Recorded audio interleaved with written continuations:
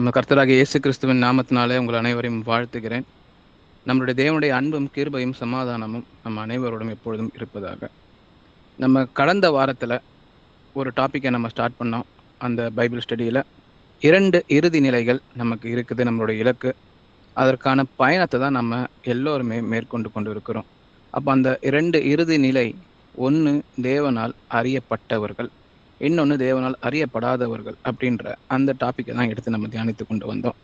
இது ஒரு ஒரு பெரிய டாப்பிக்காக இருந்தாலும் கூட கடந்த வாரத்தில் நம்ம அறியப்படாதவர்களை பற்றி நம்ம கொஞ்சம் தியானித்து பார்த்தோம். அதற்கான வசனங்களை எடுத்து நம்ம ஆராய்ந்து பார்த்தோம். அதே போல் அதற்கான உதாரணங்களை நம்ம எடுத்து பார்த்தோம். சவுல இல்லை பிலேயாம் தீர்க்கதரிசியை போன்றவர்களை அவர்கள் தேவனால் அழைக்கப்பட்டவர்களாக இருந்தாலும் கூட, தீர்க்கதரிசிகளாக இருந்தாலும் கூட, அப்புறம் தேவனை அறியப்படாத அந்த லிஸ்ட்டில் போய் அவங்க சேர்ந்துட்டாங்க அப்படின்ற அந்த உதாரணங்களை நம்ம பார்த்தோம். அப்போ நம்ம வசனம் மத்தேயு 7ஆம் அதிகாரம் 23 தான் நம்ம ஆரம்பித்தோம். அப்பொழுது நான் ஒரு காலம் உங்களை அறியவில்லை, அக்கிரம செய்கைக்காரரே என்னை விட்டு அகன்று போங்கள் என்று அவர்களுக்கு சொல்லுவேன் அப்படின்னு சொல்லி இறுதியா நடக்க போற ஒரு விஷயத்தை பத்தி தேவன் நமக்கு சொல்லி கொடுத்தார். அப்போ யாரை அவர் அக்கிரம செய்கைக்காரரேன்னு சொன்னாரு, யாரை நான் அறியவில்லை உங்களை அப்படின்னு சொன்னாருன்றதை தான் நம்ம கடந்த வாரங்கள்ல பார்த்தோம் இல்லைங்களா? அப்போ எனது நாமத்தினாலே தீர்க்க தரிசனம் உரைத்தோம்னு சொன்னாலும் கூட, பிசாசுகளை துரத்தினோம், நாமத்தினால் அற்புதங்களை செய்தோம்னு சொல்லியிருந்தாலும் கூட, நான் உங்களை அறியவில்லை அப்படின்னு சொல்லி அவர் சொல்லுகிறான்னு சொல்லி பார்க்கிறோம். அது ஒரு டெஸ்டினேஷனா இருக்கு இல்லைங்களா? அது ஒரு இலக்கா இருக்குது.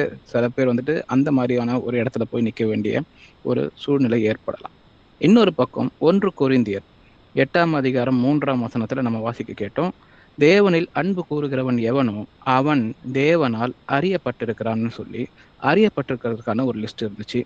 யோவான் 10ஆம் அதிகாரம் 14ஆம் வசனத்துல நம்ம பார்த்திருந்தோம். நான் என்னுடையவைகளை அறிந்தும் என்னுடையவைகளால் அறியப்பட்டும் இருக்கிறேன், ஆடுகளுக்காக என் ஜீவனை கொடுக்கிறேன்னு சொல்லி அவர் அறியப்பட்டு இருக்கிறவர்களை தான் அவர் ஜீவனை கொடுத்திருக்கிறார், அவங்களுக்காக தானே சொல்லி தேவன் கொடுத்திருந்தாரு. அப்போ இந்த ரெண்டுலையும் நம்ம ஒரு இடத்துல இருந்து இன்னொரு இடத்துக்கு பயணிக்கிற பிள்ளைகளா இருக்கிறோம். அப்போ ஆட்டோமேட்டிக்கா உலகத்துல பிறந்த நாள்ல இருந்து நாம தேவனை அறியாத காலத்துல தேவனால் அறியப்படாதவர்கள் லிஸ்ட்ல தான் நம்ம இருக்கிறோம். எல்லாருமே பை டிஃபால்ட் இல்லைங்களா? தேவனை அறிந்தவர்களும் சரி, தேவனுக்கு கீழ்ப்படியாமல் இருந்த காலகட்டங்களிலும் சரி, நாம அறியப்படாதவர்களா இருந்தோம். அறியப்படாதவர்கள் இருந்து நமது பயணம் அறியப்பட்டவர்கள்ன்ற அந்த இலக்கை நோக்கி போகிற ஒரு காலகட்டத்துல ஒரு வாழ்க்கையில தான் நாம் இன்னைக்கு இருக்கிறோம். தேவன் நம்மை அழைத்திருக்கிறார் அப்படிப்பட்ட ஒரு வாழ்க்கையை வாழ்வதற்கு. அப்போ அந்த அறியப்பட்டவர்களை பத்தி சொல்லும் பொழுது, தேவன் நீ அன்பு கூறுகிறவன் எவனோ அவன் தேவனால் அறியப்பட்டிருக்கிறான் அப்படின்னு சொல்லி தேவன் முதலாவது நமக்கு சொல்லி கொடுத்திருக்கிறார். அப்போ இன்னைக்கு அந்த அறியப்படாதவர்களை பத்தி நம்ம பார்த்து முடித்துட்டோம். அறியப்பட்டவர்களை பற்றியான ஒரு டாப்பிக்கை நம்ம இன்னைக்கு ஆராய்ந்து பார்க்கலாம். அப்போ இந்த அறியப்பட்டவர்கள் அவர்கள் யார், எப்படிப்பட்டவர்களாக இருக்கிறார்கள், அவர்களுடைய குணாதிசயங்கள் எப்படிப்பட்டதா இருக்குது, அப்போ வேதத்துல அந்த அறியப்பட்டவர்களுக்கான உதாரணம் எப்படிப்பட்டவர்களாக அவர்கள் இருந்தாருங்க அப்படின்றதெல்லாம் நம்ம பார்ப்பதற்கு முன்பாக வேதத்துல அடிக்கடி குறிப்பிடப்பட்டிருக்கிற ஒரு சாலாரை பத்தி நம்ம இன்னைக்கு பார்க்க போகிறோம். வாசிக்கலாம். ரோமர் 11ஆம் அதிகாரம் 5ஆம் வசனம். அப்படி போல இக்காலத்திலேயும் கிருபையினாலே உண்டாகும் தெரிந்து கொள்ளுதலின்படி ஒரு பங்கு மீதியாய் இருக்கிறது. ஆமீன், ஆமீன். அப்ப இதுல பாருங்க, இந்த காலத்திலேயும் கிருபையினாலே உண்டாகும் தேர்ந்து கொள்ளுதலின்படி ஒரு பங்கு மீதியாய் இருக்கிறது அப்படின்னு சொல்லி இங்கிலீஷ்ல இந்த மீதியாய் இருக்கிறதுன்றத நீங்க பைபிள்ல படிச்சு பார்த்தீங்கன்னா ரெமனன்ட் அப்படின்ற அந்த வேர்டை யூஸ் பண்ணியிருப்பாங்க. அப்போ ஆக்சுவலா ரெமனன்ட்ன்ற வேர்டுக்கு அந்த தமிழ் அர்த்தம் மீதியாய் இருக்கிறது. அப்போ உபயோகப்படுத்தப்பட்டு நம்ம மீதி வைக்கிற எல்லாத்திற்குமே ரெமனன்ட்னு சொல்லப்படுகிறது. தேவன் அந்த மீதியாய் இருக்கிறத அநேக இடங்கள்ல பழைய ஏற்பாட்டில் புத்தகத்தில் இருந்து புதிய ஏற்பாட்டு புத்தகம் வரைக்கும் பார்த்தீங்கன்னா இந்த மீதியானவர்களை குறித்து அவர் சொல்லிக்கொண்டே வருகிறத நம்ம பார்க்க முடியும். இந்த உலக பயன்படுத்தி கொண்ட மக்களை பயன்படுத்தி கொண்டு பயன்படுத்த முடியாதவர்களை மீதியாய் வைக்கிறது. அந்த மீதியானவர்களை தான் நான் ரட்சிக்க வந்திருக்கிறேன்னு சொல்லி தேவன் அநேக இடங்கள்ல சொல்லுகிறார். இந்த மீதியானவர்கள் யாரு, அவங்க எப்படிப்பட்டவர்கள்ன்றதை பத்தி நம்ம இன்னைக்கு தியானித்து பார்க்கலாம். வாசிக்கலாம். ரோமர் அதே 11ஆம் அதிகாரம் வசனம் 7-8 வாசிக்க கேட்போம். அப்படியானால் என்ன? இஸ்ரவேலர் தேடுகிறதை அடையாமல் இருக்கிறார்கள், தெரிந்து கொள்ளப்பட்டவர்களோ அதை அடைந்திருக்கிறார்கள். மற்றவர்கள் இன்றைய தினம் வரைக்கும் கடினப்பட்டு இருக்கிறார்கள். கனநித்திரையின் ஆவியும் காணாதிருக்கிற கண்களையும் கேளாதிருக்கிற காதுகளையும் தேவன் அவர்களுக்கு கொடுத்தார் என்று எழுதி இருக்கிறபடி ஆயிற்று. ஆமென். ஆமென். அப்போ இந்த மீதியாய் இருக்கிறவர்களை பத்தி சொல்லும் பொழுது, தேர்ந்து கொள்ளப்பட்டவர்களோ அதை அடைந்திருக்கிறார்கள் அப்படின்னு சொல்லப்பட்டிருக்கு பாருங்க. மற்றவர்கள் இன்றைய தினம் வரைக்கும் கடினப்பட்டிருக்கிறார்கள்னு சொல்லி 7ஆம் வசனம் நமக்கு சொல்லிக் கொடுக்குது. அப்போ இந்த கடினம் பட்டிருக்கிற வரைக்கும் நாம அந்த மீதியானவர்களா இருக்க முடியாது பாருங்க. அந்த தேர்ந்து கொள்ளப்பட்டவர்கள் லிஸ்ட்ல நம்ம போக முடியாது. அப்போ இன்றைய தினம் வரைக்கும் கடினப்பட்டு இருக்கிறவர்கள் எப்படிப்பட்டவர்களா இருக்கிறாங்கன்னா, 8ஆம் வசனம் சொல்லிக் கொடுக்குது, கன நித்திரையின் ஆவியையும், அதாவது இன்னைக்கு எனக்கு என்னென்ன தேவைகள், இன்னைக்கு எனக்கு எந்த பிரச்சனைகள் சால்வ் ஆகணும்ன்றத பத்தி மட்டுமே, இன்றைய உலகத்துல இருக்கிறத பத்தி மட்டுமே நினைத்து கொண்டு இருக்கிறவர்களுக்கு கன நித்திரையின் ஆவி இருக்குதுன்னு சொல்றாரு பாருங்க தேவன். அதே போல காணாது இருக்கிற கண்களையும் கேளாது இருக்கிற காதுகளையும் தேவன் அவர்களுக்கு கொடுத்திருக்கிறாருன்னு சொல்லி பார்க்கிறோம். அப்போ இந்த மீதமா இருக்கிறவங்களுக்கு தான் தேவனுடைய இருதயம், அவர் எப்படிப்பட்ட இருதயம் அவங்க கொடுக்கிறாருன்னா, அவர்களுக்கு அந்த இலகுவான இருதயத்தை கொடுக்கிறார், சதையான இருதயத்தை கொடுத்திருக்கிறார். மற்றவர்கள் அநேகம் பேர் உலகத்துல கடினப்பட்டிருக்கிறார்கள். அவர்கள் கனநித்திரையின் ஆவியையும் உடையவர்களா இருக்கிறாங்க. அவர்கள் காணாத கண்களையும் கேளாத காதுகளையும் பெற்றுக் கொண்டிருக்கிறார்கள் சொல்லி பார்க்கிறோம். அப்போ தேவனுடைய வசனம் அங்கே போய் விதையாய் விழும்போது கூட அநேக நேரத்துல கடினப்பட்டு இருக்கிறது அந்த மீதமானவர்கள் லிஸ்டுக்குள்ள இல்லாதவரா நம்மளை போக்கிவிடும் சொல்லி நம்ம பார்க்கிறோம். அப்போ முதல்ல தேவன் எப்பொழுதுமே அந்த கொஞ்சம் பேர், அந்த மீதியா இருக்கிறவர்கள் மூலியமா தான் அவர் செயல்படுகிறார்னு சொல்லி பார்க்கிறோம். உலகத்துல அநேக பேர் இருந்தாலும் கூட அந்த ஒரு சிலரை உலகத்திலிருந்து பிரித்து எடுத்து அவர்கள் மூலியமாகவே தான் தேவன் எப்பொழுதுமே செயல்படுகிறார். அவருடைய வல்லமை அவர்கள் மூலமாக தான் வெளிப்படுகிறது. அந்த மீதியானவர்கள் தான் தேவனுக்கு எப்பொழுதுமே சாட்சி கொடுக்கிறவர்களா இருக்கிறார். அவங்க அநேகர் இல்ல, ரொம்ப சிலர் தான் அப்படின்றத வேதம் திரும்ப திரும்ப நமக்கு சுட்டி காண்பிக் கொண்டே இருக்குது. அப்போ ஒரு பெரிய கூட்டத்தோட நான் இருக்கிறோம் அப்படின்ற சந்தோஷம் உலகம் கொடுக்குது. ஆனா இந்த மீதியானவர்கள்ன்றது ரொம்ப சிலர் தான் அப்படின்றத வேதம் சொல்லிக் கொடுக்குதுன்னு சொல்லி பார்க்கிறோம். அப்போ ஆதி முதலே தேவன் பலரை உருவாக்கி இருந்தாலும் பாத்தீங்கன்னா, சிலர் கூட மட்டும்தான் அவர் நெருக்கமாக அவர் நடக்கிறார். அந்த சிலர் தான் தேவன் கூட சேர்ந்து அவருடைய பாதையில நடக்கிற பிள்ளைகளாகவும் இருக்கிறாங்கன்னு சொல்லி நம்ம பார்த்து கொண்டே வர முடியும். அப்ப பெரும்பாலும் பாத்தீங்கன்னா, உலகம் எப்படிப்பட்ட ஒரு டிசிஷனை நம்ம எடுக்க வைக்கும்னா, பெரிய வெற்றி எப்படிப்பட்டதா இருக்கும்னா, அதை நம்ம வெற்றி கூட்டத்தின் அளவை கொண்டுதான் நம்ம அளவிடுகிறோம் இல்லைங்களா? அங்க நிறைய பேர் ஒரு விஷயத்த வாங்குறாங்கன்னா, அது நல்லா இருக்குன்ற ஒரு முடிவை நம்ம எடுக்கிறோம். அப்படிப்பட்ட முடிவை தான் உலகம் சொல்லிக் கொடுக்குது. ஆனால் தேவன் பார்த்தீங்கன்னா, விசுவாசத்தை கொண்டுதான் அளவிடுகிறார்னு சொல்லி பார்க்கிறோம். மனிதனின் இருதயத்தை பார்க்கிறார். அந்த இருதயம் அவருக்கு ஏற்புடையதா இருக்கிற அந்த ஒரு சிலரை தான் வச்சு தேவன் இந்த உலகத்தையே அவர் நடத்துகிறார்னு சொல்லி நம்ம பார்க்க முடியும். அப்போ இதுக்கான முன்மாதிரி ஆரம்பத்திலேயே தொடங்கிடுச்சு. நம்ம நோவா காலத்திலே பார்க்க முடியும். நோவா கர்த்தருடைய கண்களில தயவு பெற்றிருந்தான்னு சொல்லி நம்ம பார்க்க முடியும் இல்லைங்களா? முழுமையான ஒரு ஒழுக்க சரிவின் காலமா அந்த காலம் இருந்துச்சு. ஒழுக்க கேடும் இருந்த அந்த காலகட்டத்துல தேவர் எல்லாரையும் அழித்து விடுவதற்காக ஒரு முடிவு எடுக்கிறாரு. அப்படி எடுக்கும் போதும் கூட பாத்தீங்கன்னா, அவ்வளவு பேரு, அதிகமான பேர் அவருடைய கிருபை இல்லாதவர்களாய், பரிசுத்தம் இல்லாதவர்களாய், நியாய தீர்ப்புக்காக காத்திருக்கிறவர்களாய் அவங்க இருக்கிற போது, ஆனா அவருடைய கிருபை அந்த ஒரு குடும்பத்துக்கு மட்டும் போனுச்சுன்னு சொல்லி நம்ம பார்க்க முடியும் இல்லைங்களா? எப்போதும் அந்த விசுவாசம் உள்ள அந்த சிலரை தேர்ந்தெடுக்கிறார் தேவன்.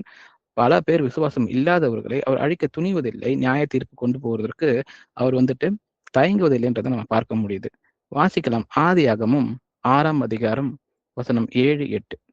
அப்பொழுது கர்த்தர், நான் சிருஷ்டித்த மனுஷனை பூமியின் மேல் வைக்காமல் மனுஷன் முதற்கொண்டு மிருகங்கள், ஊரும் பிராணிகள், ஆகாயத்து பறவைகள் பரியந்தமும் உண்டாயிருக்கிறவைகள் நிக்கிரகம் பண்ணுவேன்.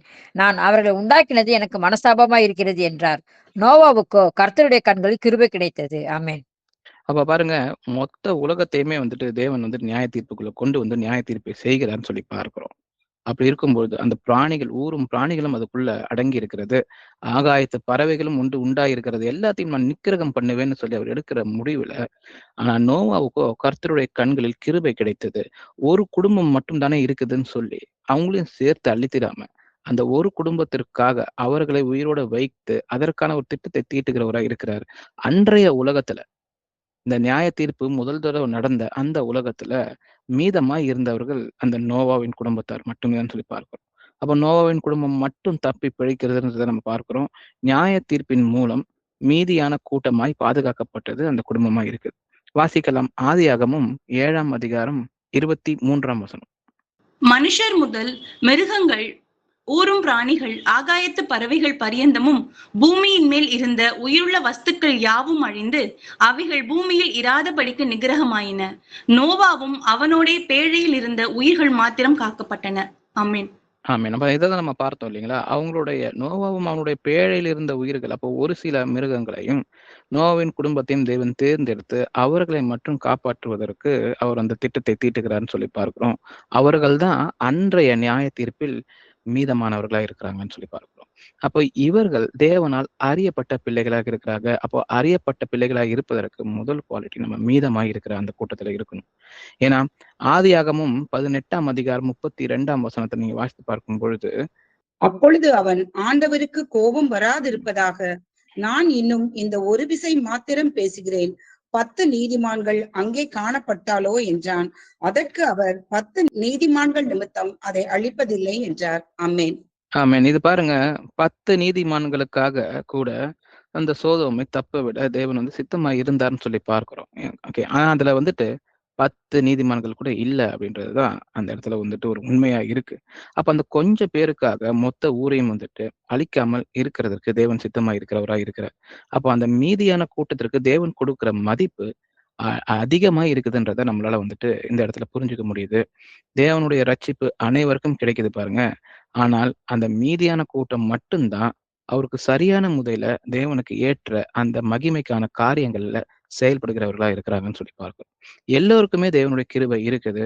ஆனா அந்த ஒரு சிலர் தான் சரியாக வந்து தேவனுக்கு ஏற்ற பதில கொடுக்கிறவர்களா இருக்கிறாங்கன்னு சொல்லி நம்ம பார்க்கிறோம். அப்போ நம்மளுடைய நிஜ வாழ்க்கையிலே நம்ம உதாரணத்துக்கு எடுத்துக்கொள்வோமே, நம்ம வேலை பார்க்குற இடமா இருந்தாலும் சரி, இல்ல நம்ம படிக்கிற பள்ளிகளா இருந்தாலும் சரி. அப்ப நம்ம சுற்றியுள்ள இருக்கிற எல்லாருமே ஏதாவது ஒரு சுய லாபத்திற்காக ஒருவரை ஏமாற்றுவதற்கும், பொய் சொல்லுவதற்கும் அவங்க வந்துட்டு தயங்குவதே இல்லைன்றதுதான் நம்ம வந்துட்டு தொடர்ந்து பார்த்து கொண்டே வரோம் இல்லைங்களா? அப்போ பல குறுக்கு வழிகளை பின்பற்றி அவங்களுடைய பிசினஸ் அவங்க டெவலப் பண்றதா இருந்தாலும் சரி, இல்ல மத்தவங்கள பத்தி கூறி பேசுவதா இருந்தாலும் சரி, இது எல்லாத்துலயுமே நம்ம சுத்தி இருக்கிறவங்க எல்லாருமே ஈடுபடுறாங்க. இவர்கள் தான் அநேகரா இருக்கிறாங்கன்னு சொல்லி பார்க்கிறோம். அப்போ அந்த மீதமானவர்கள் எப்படிப்பட்டவர்களா இருப்பாங்கன்னா, ஒரு இது அந்த இந்த தவறுகள் எல்லாம் செய்வதனால ஒரு பதவி உயர்வோ, இல்ல ஒரு புகழோ அது வந்துட்டு கிடைக்கும்னா, அது வேண்டாம்னு சொல்லி அந்த பொய்யை புறக்கணிச்சு நேர்மையை தேர்ந்தெடுத்து தனித்து நிற்பவர்களா இருப்பாங்க. ஏன்னா, அவங்க தேவனுக்கு பிரியமா இருக்கவே விருப்பப்படுவங்களா இருப்பாங்க. அவர்கள் தான் மீதியானவர்களா இருக்கிறாங்க. அப்போ நம்ம உலகத்துல நம்மள சுத்தி இயங்கிக் கொண்டிருக்கிற அத்தனை பேரும் ஒரு காரியத்த ஒரு லாபத்திற்காக, ஒரு நோக்கத்திற்காக செய்றாங்க. அது தவறான வழியா இருந்தாலும் பரவாயில்லன்னு சொல்லிட்டு அதுல பயணித்துக் கொண்டு இருக்கிறாங்கன்னா, அதுல மீதியானவர்களா தான் நாம இருக்க விருப்பப்படணும். ஏன்னா, தேவன் நம்மளை அப்படி இருக்க தான் விருப்பப்படுகிறார். இப்ப தேவனுக்கு முன்பாக நீதிமான்களா நிற்கிறதற்கு நம்மளுடைய வேலை இடத்துல இருந்தாலும் சரி, நம்ம பள்ளியில இருந்தாலும் சரி, கல்லூரியில இருந்தாலும் சரி, நம்மளுடைய பிசினஸ்ல இருந்தாலும் சரி இல்லைங்களா? நாம சரியானதே செய்யணும். தேவனுடைய பார்வையில அவசியம் இல்லாதத நம்ம செய்யக்கூடாதுன்றத நம்ம புரிந்து கொண்டிருக்கும் பொழுது, அந்த மீதியானவர்கள்ன்ற அந்த லிஸ்ட்ல தேவனுக்கு முன்பாக நம்ம நிற்க முடியும்னு சொல்லி பார்க்கிறோம். இதுதான் எப்பொழுதுமே எல்லா இடத்திலயும் ஒரு மீதியான கூட்டம் தேவன் வைத்திருக்கிறார்ன்றத நம்ம பார்க்க முடியும். 2வது, மீதியானவர்கள் எண்ணிக்கையில எப்பவுமே ரொம்ப கம்மியா தான் இருப்பாங்க. அதனாலதான் அவர்களுக்கு ரெமனன்ட்ன்ற அந்த வார்த்தையை தேவன் பயன்படுத்துகிறார்ன்னு சொல்லி பார்க்கிறோம். அவர்கள் இருதயத்தால் வந்துட்டு வரையறுக்கப்பட்டவர்களா இருக்கிறாங்கன்னு சொல்லி பார்க்கிறோம். வாசிக்கலாம் 1 ராஜாக்கள் 19ஆம் அதிகாரம் 14ஆம் வசனம். அதற்கு அவன், சேனைகளின் தேவனாகிய கர்த்தருக்காக வெகு பக்தி வைராக்கியமாய் இருந்தேன். இஸ்ரவேல் புத்திரர் உமது உடன்படிக்கையை தள்ளிவிட்டார்கள். உம்முடைய பலிபீடங்களை இடித்து உம்முடைய தீர்க்கதரிசிகளை பட்டயத்தினால் கொன்று போட்டார்கள். நான் ஒருவன் மாத்திரம் மீதியாய் இருக்கிறேன். என் பிராணனை வாங்க தேடுகிறார்கள் என்றான். ஆமென். பாருங்க, இந்த இடத்துல எலியா வந்துட்டு இந்த இந்த வசனங்களை தேவன்கிட்ட சொல்லுகிறாரு. அப்போ அவர் அந்த இடத்துல சோர்ந்து போயிருக்கிறார் இல்லைங்களா? நான் கர்த்தருக்காக வெகு பக்தி வைராக்கியமாய் இருந்தேன். அப்படி இருந்து அவங்க வந்துட்டு இஸ்ரவேல் புத்திரர் உமது உடன்படிக்கையை தள்ளினார்கள். எல்லாருமே வந்துட்டு தேவனுடைய உடன்படிக்கையை தள்ளி விட்டார்கள். அவருடைய பலிபீடங்களை இடித்து தீர்க்கதரிசிகளை பட்டயத்தால் கொன்று போட்டார்கள். நான் ஒருவன் மாத்திரம் மீதியாய் இருக்கிறேன்னு சொல்லி என் பிராணனையும் வாங்க தேடுகிறேன்னு சொல்லி ரொம்ப சோர்ந்து போய் தேவன்கிட்ட சொல்லுகிறார். அப்போ தனியா இருக்கிறது, ரொம்ப சின்ன ஒரு குரூப்ல இருக்கிறதுன்றது சோர்வை கொடுக்கக்கூடியதா இருக்குது. அதற்கு தேவன் வந்துட்டு சொல்லுகிறார் பார்ப்போம். வாசிக்கலாம் 1 ராஜாக்கள் 19ஆம் அதிகாரம் 18ஆம் வசனம் வாசிக்க கேட்போம். ஆனாலும் பாகாலுக்கு முடங்காதிருக்கிற முழங்கால்களையும் அவனை முத்தம் செய்யாதிருக்கிற வாய்களையும் உடைய 7000 பேரை இஸ்ரவேலிலே மீதியாக வைத்திருக்கிறேன் என்றார். ஆமென். ஆமென். அப்போ அதே இஸ்ரவேலில் எலியா தீர்க்கதரிசிக்கு தெரியாம இவ்வளவு பேர், அதாவது 7000 பேர் பாகால வந்துட்டு வழிபடாத பிள்ளைகள் இருக்கிறாங்கன்றத தேவன் சொல்லிதான் எலியாவுக்கு தெரியுது பாருங்க. அப்போ இன்னைக்கு நாம கூட ஒரு பெரிய ஒரு சபையில நம்ம இருந்துட்டு நம்மள அங்கமா இல்லாம இருக்கலாம் இல்லைங்களா? அப்போ நமக்கான அடையாளம் இந்த உலகத்துல எப்படி இருக்குன்றத தொடர்ந்து தேடிக்கொண்டு இருக்கிறவர்களா இருக்கணும். ஏன்னா எல்லா சபைகளுக்கும் வந்துட்டு உலகம் அறிய ஒரு பெரிய ஒரு எஸ்டாப்ளிஷ்மெண்ட் தேவைப்படுது. அதற்கான காரியங்கள்ல தான் எல்லாருமே ஈடுபட்டு கொண்டு போட்டி போட்டு கொண்டு இருக்கிறாங்க. ஆனா நாம ரொம்ப வெகு சிலரா இருக்கிறோம்னு சொல்லி நம்ம நினைக்கிறோம். ஆனா தேவன் சொல்லுகிறார், இதை போல அங்கங்க அவருக்கு மீதியாக வைத்திருக்கிற கூட்டம் அநேகம் அந்தந்த இடத்துல உண்டுன்றது தேவன் சொல்லுகிறார். அது அவருக்கு மட்டுமே தெரிந்ததா இருக்குது. அப்ப நம்ம அதில் திறன் கொள்ளுகிற பிள்ளைகளாக நம்ம இருக்கணும். அப்போ பாகாலுக்கு முன்பாக முழங்கால் படியிடாத 7000 பேரை இஸ்ரேல் மீதியாக வைத்திருக்கிறேன்னு சொல்லுகிறாரு. எனக்கு என் சித்தப்படி செய்கிற இந்த உலகத்திலிருந்து வேறுபட்டவர்களாய் நடக்கக்கூடிய பிள்ளைகள் எனக்கு இருக்கிறாங்க. அப்போ எலியா வந்துட்டு எப்படி அவனுக்கு கண்களுக்கு முன்பாக தெரிந்தது மட்டும் பார்த்து பேசலானோ, அதை போல நாமளும் நம்ம கண்களுக்கு முன்பாக இருக்கிறத வச்சு, அப்ப நம்ம ஒரு சிலரா தான் இருக்கிறோம். நமக்கு வந்துட்டு ஒரு சபைக்கு வந்துட்டு ஊரை தவிர வேற பெயர்கள் கிடையாது அப்படின்னு என்னென்ன நம்ம நினைப்புக்குள்ள இருந்தாலும் சரி, தேவன் நமக்கு சொல்லுகிறார், இப்படிப்பட்டவர்கள் மறைவானவர்களாய் இருக்கிறார்கள். அப்ப இந்த மீதியானவர்கள் என்பது எப்பொழுதுமே பாத்தீங்கன்னா உலகத்திற்கு மறைவானவர்களா இருக்கிறாங்க, மனிதருக்கு கண்களுக்கு தெரியாதவர்களா இருக்கிறாங்க. ஆனா தேவனுக்கு மிகவும் நெருக்கமானவர்களா இருக்கிறார். நான் வைத்திருக்கிற கூட்டம் என நான் அறிவேன் அப்படின்னு சொல்லி நான் அந்த அறியப்பட்ட லிஸ்ட்ல இருக்கிறவங்க வந்துட்டு வெகு சிலராய் தான் இருக்கிறாங்கன்னு சொல்லி நமக்கு இந்த வசனங்கள் சொல்லி கொடுக்குது. அப்போ ஏசாயாவோட கோட்பாடை வந்துட்டு தேவன் நிலைநாட்டுகிறான்னு சொல்லி பார்க்கிறோம் இல்லைங்களா? மீதியான கூட்டம் வந்துட்டு திரும்பி வரும். ஆனா இஸ்ரவேல் பாத்தீங்கன்னா, உன் ஜனங்கள் கடலோர மணலை போல இருந்தாலும் மீதியான கூட்டம் மாத்திரமே திரும்பி வரும்னு சொல்லி அவர் சொன்னாரு. எப்படி வந்துட்டு பாபிலோனர்களா அவங்க கொண்டு போகப்பட்டு திரும்ப வந்தவர்கள் மீதமானவர்களா இருந்தார்கள்னு சொல்லி பார்க்கிறோம். வாசிக்கலாம் ஏசாயா 10ஆம் அதிகாரம் வசனம் 20 22 வரை. காலத்திலே இஸ்ரவேலின் மீதியானவர்களும் யாக்கோபின் வம்சத்தில் தப்பினவர்களும் பின் ஒருபோதும் தங்களை அடித்தவனை சார்ந்து கொள்ளாமல் இஸ்ரவேலின் பரிசுத்தராகிய கர்த்தரையே உண்மையாய் சார்ந்து கொள்வார்கள். மீதியாய் இருப்பவர்கள் யாக்கோபில் மீதியாய் இருப்பவர்களே வல்லமை உள்ள தேவனிடத்தில் திரும்புவார்கள். இஸ்ரவேலே, உன் ஜனங்கள் சமுத்திரத்தின் மனநத்தனையாய் இருந்தாலும் அவர்களில் மீதியாய் இருப்பவர்கள் மாத்திரம் திரும்புவார்கள். தீர்மானிக்கப்பட்ட அழிவு நிறைந்த நீதியோட புரண்டு வரும். ஆமென். ஆமேன். பாருங்க, அந்த மீதியானவர்களை குறித்து தான் தேவன் வந்துட்டு ஆர்வம் உள்ளவராக இருக்கிறான்னு சொல்லி பார்க்கிறோம்.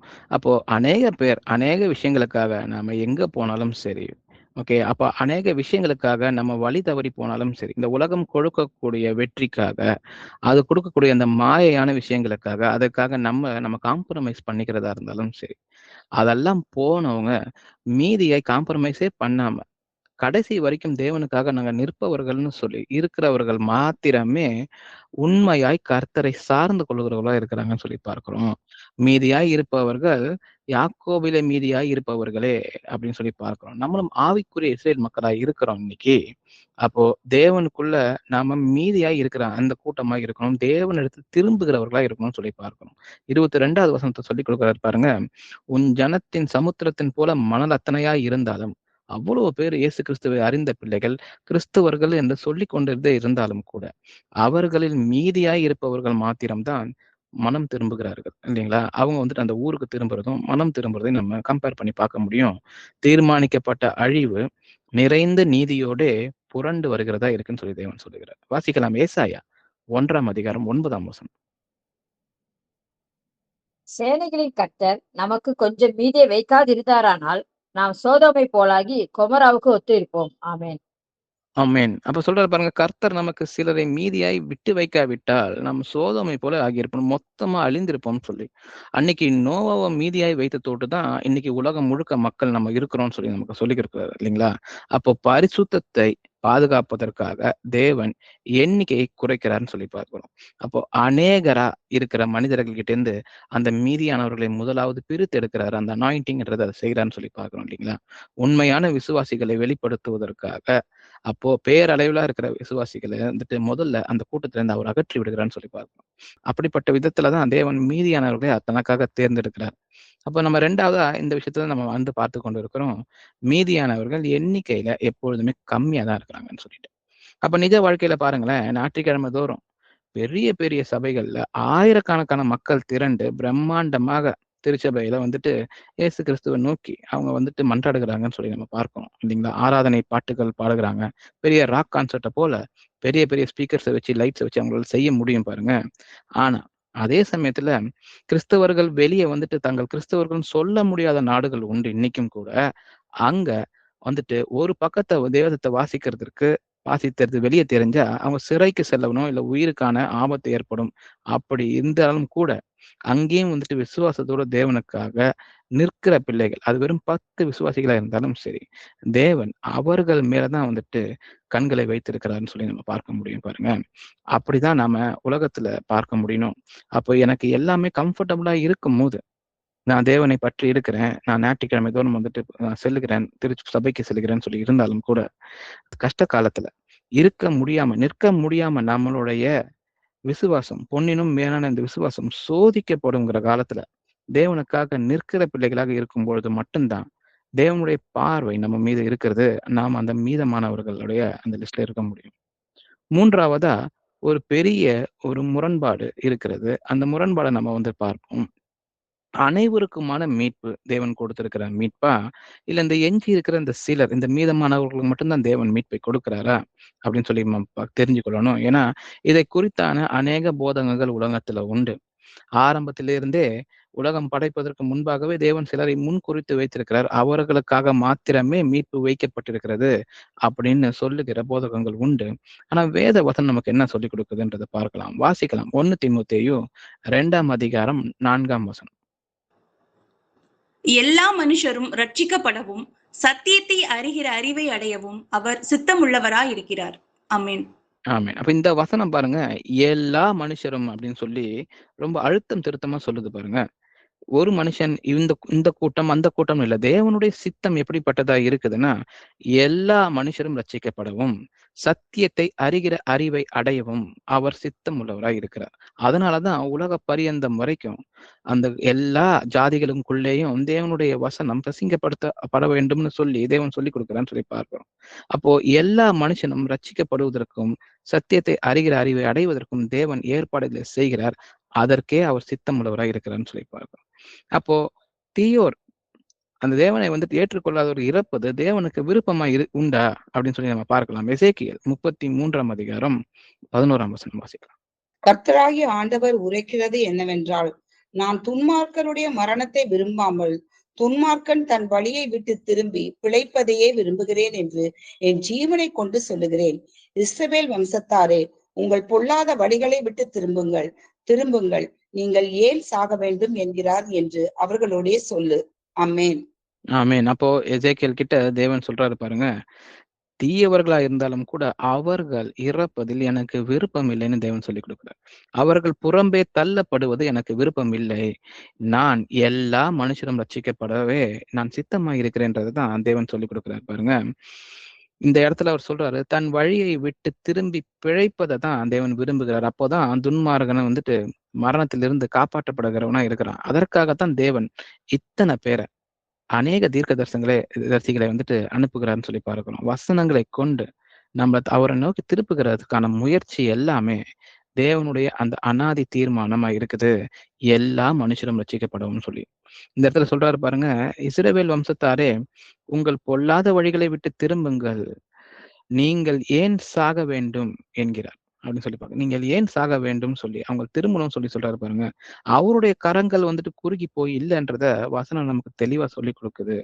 ஆனா அதுக்கான கட்டுப்பாடுகளோ தடைகளும் தேவன் பக்கத்துல இல்ல, மாறாக மனுஷனுடைய இருதயத்துல கலகமும் பெருமையும் வந்துட்டு இதற்கு ஒரு பெரிய தடையா இருக்குது. உலக ஆசை இதுக்கு ஒரு பெரிய தடையா இருக்குதுன்னு சொல்லி நம்மளுடைய மனிதனோட சைட்ல தான் இந்த பிரச்சனைகள் இருக்குதுன்றத நம்ம புரிந்து கொள்கிற பிள்ளைகளாக இருக்கணும். ரெண்டாவது மனித பதில் வந்துட்டு எப்படிப்பட்டதா இருக்கு வாசிக்கலாம். மத்தேயு 22ஆம் அதிகாரம் 14ஆம் வசனம். அந்தபடியே அழைக்கப்பட்டவர்கள் அநேகர், தெரிந்து கொள்ளப்பட்டவர்களோ சிலர் என்றார். ஆமென். ஆமென். அப்போ பாருங்க, அழைக்கப்பட்டவர்கள் அநேகரா இருக்கிறாங்க. எல்லா மனுஷனும் ரட்சிக்கப்படுறதுதான் தேவனுடைய சித்தமா இருக்குதுன்னு சொல்லி பார்த்தோம். எல்லாருக்குமே தேவனுடைய அழைப்பு சென்று அடைகிறதுன்னு சொல்லி பார்க்கிறோம். ஆனா தேர்ந்து கொள்ளப்பட்டவர்கள் சிலரா இருக்கிறாங்க. அதற்கு காரணம் மனிதன் அவனுடைய மனதை திரும்புவதற்கு தயாரா இருக்கிறதும், தயாரா இல்லாம இருக்கிறதும், தேவனை மீண்டுமாய் அன்பு செய்கிற பிள்ளையாய் இருக்கிறதும். ஏன்னா அவர் சொல்லிக்கிட்டாரு பாத்தீங்க, சத்தியத்தை அறிகிற அறிவை அடையவும், அந்த அறிவை அடைந்த பின்பு அந்த மனுஷனுக்கு சாய்ஸ் இருக்குது. இதை தொடர்ந்து இந்த அறிவில நான் வளர்ந்து இதற்கேற்றபடி தேவன் என்னை மிகுமையாக அன்பு செய்திருக்கிறார்.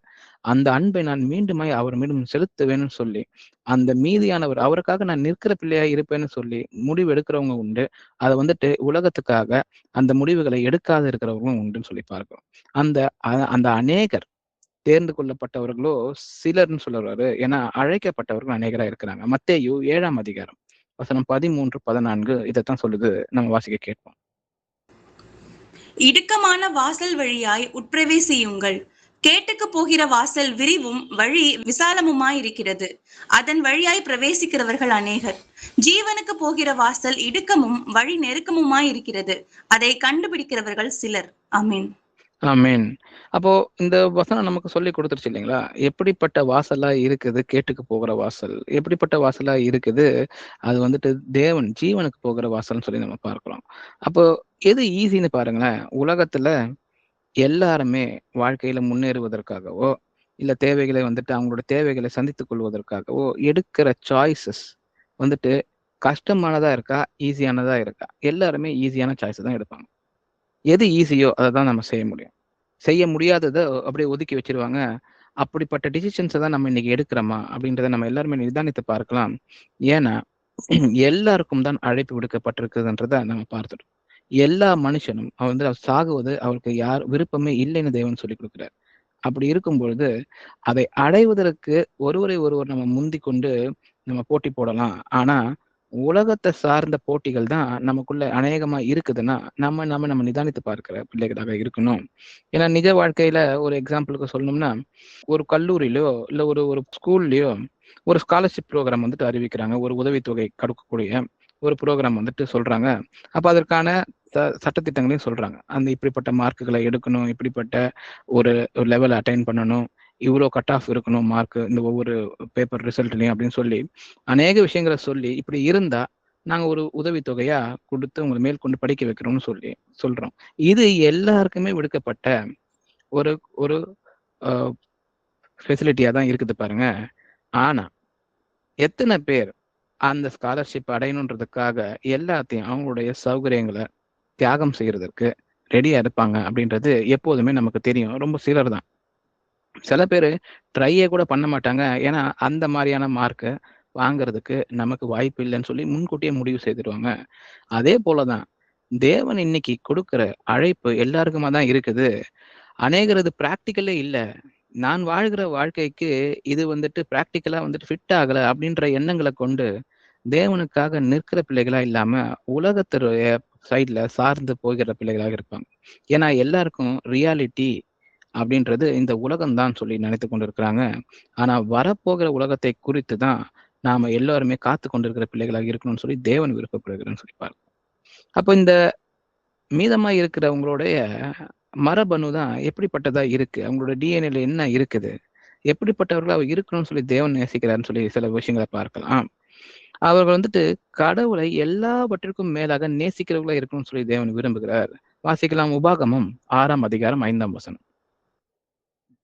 நீ உன் தேவனாகிய கர்த்தரிடத்தில் உன் முழு இருதயத்தோடும் உன் முழு ஆத்மாவோடும் உன் முழு பலத்தோடும் அன்பு கூறுவாயாக. ஆமென் அப்படின்னு சொல்றாரு பாருங்க. இது வந்துட்டு அவர் முழுசா கேட்கிறாருன்னு சொல்லி பார்க்கிறோம். முழு இருதயம், முழு ஆத்மா, முழு பலத்தோட அன்பு கூறுவாயகன்னு சொல்றாரு. இது எல்லாவற்றிற்கும் மேலாக தேவனை வந்துட்டு நம்ம நேசிப்பதுதான் அப்படின்னு சொல்லி சொல்றோம். வாசிக்கலாம். அதே போல யோவான் 14ஆம் அதிகாரம் 15ஆம் வசனம். நீங்கள் என்னிடத்தில் அன்பாய் இருந்தால் என் கற்பனைகளை கை கொள்ளுங்கள். ஆமென். அப்ப அந்த எஞ்சி இருக்கும் சிலர் உண்மையான அன்பை தேவன் மேல வைக்கணும் இல்லைங்களா? முழு இருதயத்தோடும் முழு ஆத்மாவோடும் முழு பலத்தோடும் தேவனை வந்துட்டு அன்பு கூறணும். அப்ப அன்பு கூறணும்னா என்ன பண்ணணும்னு சொல்லி யோவான் 14:15 சொல்லி கொடுத்துட்டார். என்னிடத்தில் அன்பாய் இருந்தால் என் கற்பனைகளை கை கொள்ளுங்கள். அப்ப நான் சொன்னபடி நீங்க நடந்துக்கணும்னு சொல்லி தேவன் சொல்லுகிறார். இது வந்துட்டு ஒரு உணர்ச்சி பெருக்கா நம்ம வந்துட்டு செய்கிற விஷயம் இல்ல பாருங்க. இன்னைக்கு ஒரு டிசிஷனை எடுத்துட்டு நம்ம வந்துட்டு ஒரு உணர்ச்சி வசப்பட்டு ஒரு எடுக்கிற விஷயம் இல்ல பாருங்க. இத ஆழ்ந்து யோசித்து நான் தேவனுடைய கற்பனைகளை கை கொள்கிற பிள்ளைகளா இருப்பேன். அதுதான் நான் தேவனிடத்தில் அன்பு கூறுவது அப்படின்றத முழுமையா புரிந்து கொண்டு அதுக்குள்ள நம்ம பிரயாணிக்கிற பிள்ளைகளாக இருக்கணும். எல்லா கட்டத்திலும் என் வாழ்க்கையில தேவனை அன்பு கூறுகிற விஷயங்கள் இருக்கிறதான்னு நம்ம நிதானித்து பார்த்து பார்த்து நம்மளுடைய காரியங்கள் எல்லாத்தையும் மாற்றிக் கொள்கிற பிள்ளைகளாக இருக்கணும். ஏன்னா அந்த எஞ்சிய சிலர் தான் உண்மையான கிறிஸ்தவர்களா இருக்கிறாங்க பாருங்க. ஞாயிற்றுக்கிழமை தோறும் அநேக ஆயிரக்கணக்கான லட்சக்கணக்கான கோடிக்கணக்கான கிறிஸ்தவர்கள் ஞாயிற்றுக்கிழமை ஆராதனைக்கு போகிறது உண்டு இன்னைக்கும் கூட.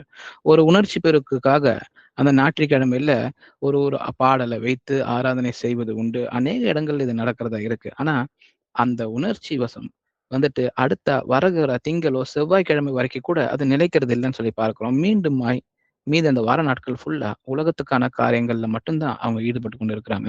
அது ஒரு உறுதியான கீழ்ப்படிதலா இருக்க முடியுமா? அப்படின்னு சொல்லி நம்ம நிதானித்து பார்க்கணும். ஏன்னா அவர்கள் உலகத்திற்கு ஒத்திருக்க மாட்டார்கள்னு சொல்லி தேவன் சொல்லிக் கொடுக்கிறார். வாசிக்கலாம் ரோமர் 12ஆம் அதிகாரம் 2ஆம் வசனம். நீங்கள் இந்த பிரபஞ்சத்திற்கு ஒத்த வேஷம் தெரியாமல் தேவனுடைய நன்மையும் பிரியமும் பரிபூர்ணமுமான சித்தம் இன்னதென்று பகுத்தறியத்தக்கதாக உங்கள் மனம் புதிதாகிறதினாலே மறுரூபமாகுங்கள். ஆமென். ஆமென். அப்போ உலகம் ஒரு பக்கம் இருக்கு. அது சொல்லிக் கொடுக்கிற விஷயங்கள், அது எனக்கு வந்துட்டு எது முன்னேற்றம், எது வந்துட்டு முன்னேறாம அப்படியே அதே இடத்துல இருக்கிறது. அப்ப எது வந்துட்டு வெற்றி, எது தோல்வி, எது வந்துட்டு மத்தவங்களுக்கு முன்னாடி எனக்கு மதிப்பை கொடுக்கிறது, எது என்ன மத்தவங்களுக்கு முன்னாடி மதிப்பு இல்லாமல் என்ன குறைக்கிறது என்னோட மதிப்ப, அப்படின்ற விஷயங்கள் உலகம் ஒரு பக்கம் சொல்லிக் கொடுக்குது. ஆனா நமக்கு நம்மளுடைய வேதம் சொல்லிக் கொடுக்குது பாருங்க. தேவனுடைய நன்மை, அவருடைய பிரியம், பரிபூர்ண சித்தம் என்னதென்று பகுத்தறியத்தக்கதாக அப்படின்னு சொல்லி நாம வேதத்தை படிச்சு தேவனுக்கு எது நன்மையா இருக்கும், நான் செய்கிற விஷயங்கள், நினைக்கிற விஷயங்கள், பேசுகிற விஷயங்கள் எது தேவனுக்கு பிரியத்தை உண்டாக்கும், எது அவருடைய பரிபூர்ண சித்தத்தை எனக்குள்ள இருந்து செயல்படுத்துகிறதா இருக்குன்றத அநேக தரம் வாழ்க்கையில ஒவ்வொரு நாளும் நம்ம வந்துட்டு அதை பகுத்தறியத்தக்கதாக அதை செய்து கொண்டு வரும் பொழுதுதான் நம்மளுடைய மனம் உண்மையாகவே இந்த உலகத்திலிருந்து பிரபஞ்சத்திலிருந்து ஒத்த விஷம் தெரியாமல் அது புதிதாகுதுன்னு சொல்லி பார்க்கிறோம். இந்த புதிதாகிறதுனாலதான் ஒவ்வொரு மனிதனும் மறுரூபம் ஆகிறான். இப்படிப்பட்ட மறுரூபம் வேண்டும்னு சொல்லி தேவன் நமக்கு சொல்லி கொடுக்கிறார். இதுதான் இந்த அந்த ஒரு சிலரா இருக்கிறாங்க இல்லைங்களா, அவர்களுடைய மரபணுவா இருக்கு. இதுதான் அவங்களுடைய டிஎன்ஏ அப்படின்னு சொல்லப்படுறது இல்லைங்களா. அப்ப அந்த மீதமானவர்கள் உலகத்திற்கு ஒத்த வேஷம் எந்த காலகட்டத்திலும் தரிக்காதவர்களா இருக்கிறாங்க.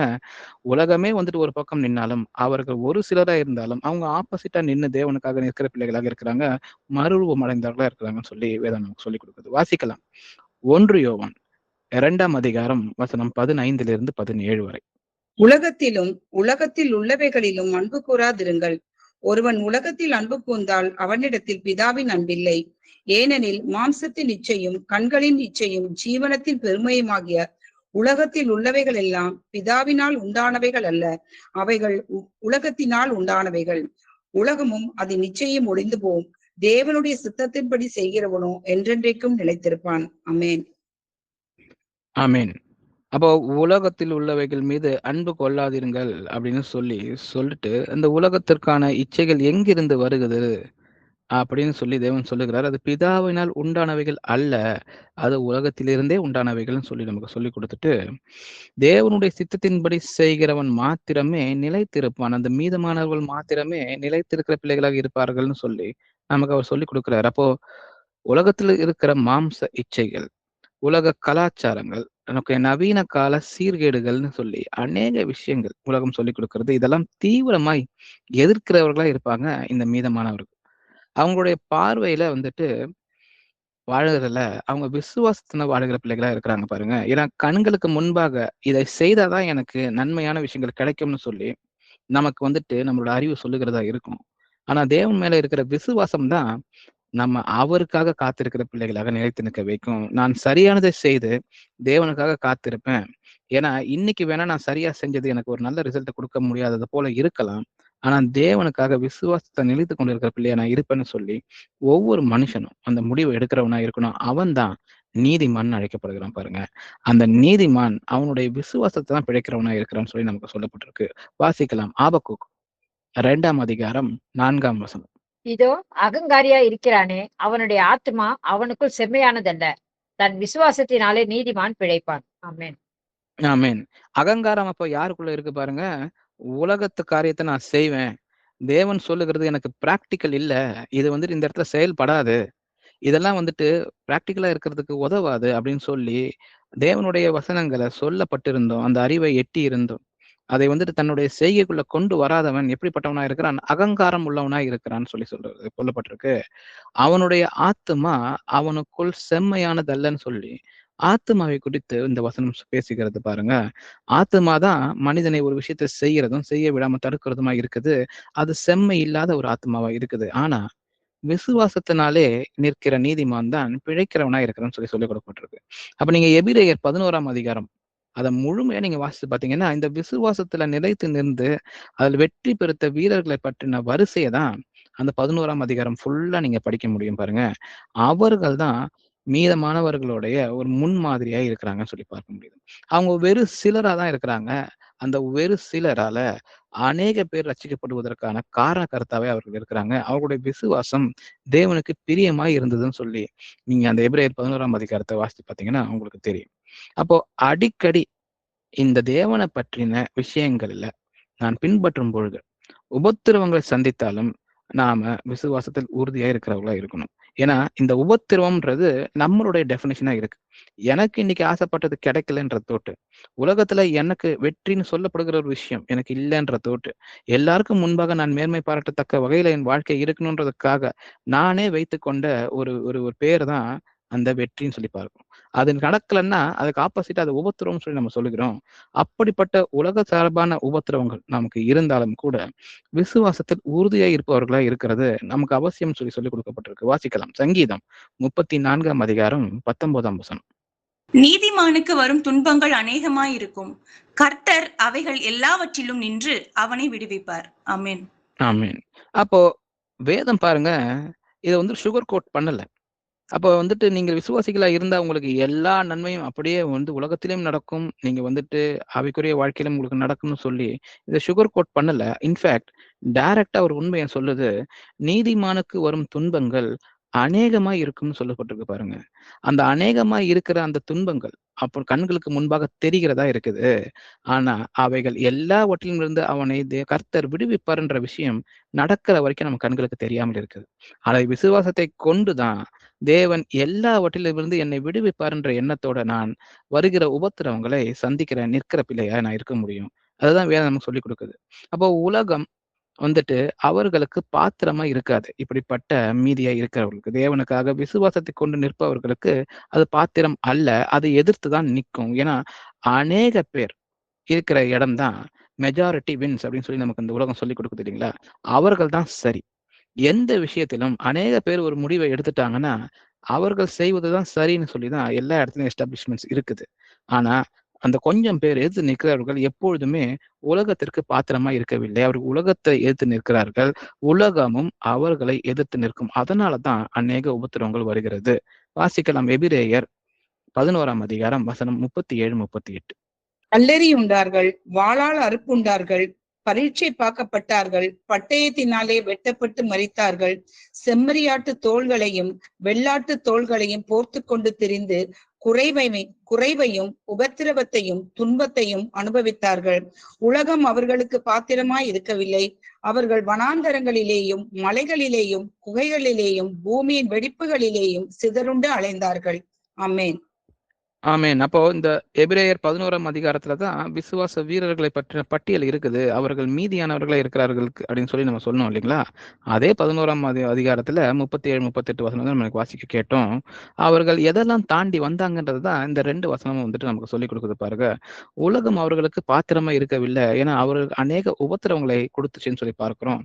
அவர்கள் வனாந்தரத்திலேயும் மலைகளிலும் குகைகளிலும் வெடிப்புகளிலும் சிதறுண்டு அலைகிறாங்க. அவங்களுக்கு ஒரு இடமா இருக்கிறதுக்கு கூட ஒரு காலகட்டம் அந்த இடத்துல சூழ்நிலைகள் சரியில்லாம இருக்கிறது சொல்லி பார்க்கிறோம். அப்போ உலகத்தின் கண்களுக்கு அவர்கள் பார்த்தா தோல்வி அடைந்தவர்களை போல தோன்றலாம் இல்லைங்களா? ஏன்னா உலகம் அப்படிதான் சொல்லுது.